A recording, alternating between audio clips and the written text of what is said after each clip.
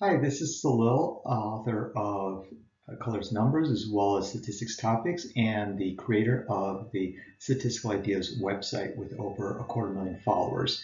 And today we're going to talk about a conversation I had with a friend who suggested that she was in the second half of her life based on life expectancy. And it posed an interesting question, which I think is very complex actuarially about what fraction of Americans are actually living in the first half of their life versus in the second half of their life. And we all know that the life expectancies for people born today is roughly in the high 70s. And I show a chart here right now, you can see it, and it basically shows that for individuals, what is the portion of people who are born today who will die at any given age along the way. So you see a small pick up in infant mortality, and then sort of you kind of go through time, and you have this negative skew. You have people who can die in their 40s, genetic factors, heart disease, things along those lines, and so you have an average which is your life expectancy in the high 70s, but it's lower than the central tendency, which would be up in the low 80s.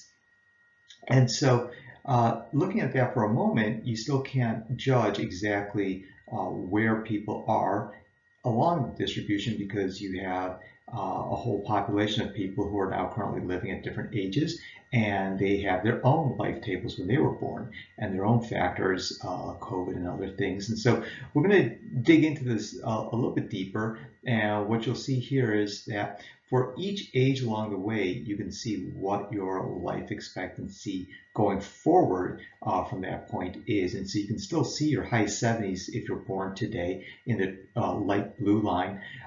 In the dashed dark blue line, you see what the median continuing age conditional upon you living up to a certain point is. You can see that it flips a little bit as you go forward in time, and to the degree that you're able to live beyond a certain age, there's a small chance that you may completely break out of your cohort group and live significantly longer than that. And so you see a little bit of that flipping over, but primarily you can see what the median life expectancy is based on where you are today, plus you add on the median expectancy from that point forward along the vertical axis. And to answer the question more fully for all Americans, you have to see what the actual population is of folks within the US. We know, for example, that if you take the life expectancy divided by 2, you get in the high 30s. It also happens to equal what is the median age of people in the country right now. But that median age is defined partially not based on life expectancies for people born today, but rather population growth that has come along the way through the population is now in decline.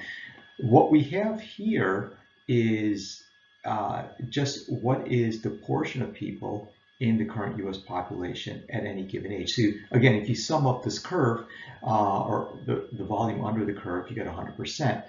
And you see that what you have is that up until your low 40s or your median expectancy, which would be the the low 80s divided by 2, so low 40s, you have a little over 50% of the population currently in that situation. They're in green. They're the folks who currently are in the first half of their life.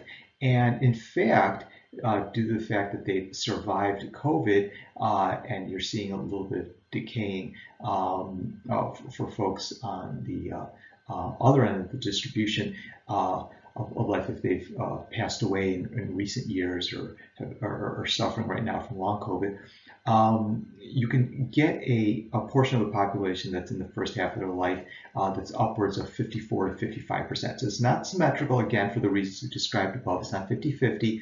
You do have essentially folks who, or for many folks anyway, that if you randomly select them from the U.S. population, they do have a longer life expectancy than you would expect just looking at the life expectancy statistics. And they can sort of make decisions according to the fact that half of their cohort group will live significantly longer than expected. Hopefully this is interesting, and you can follow me at Solo Statistics. Thank you, and see you next time.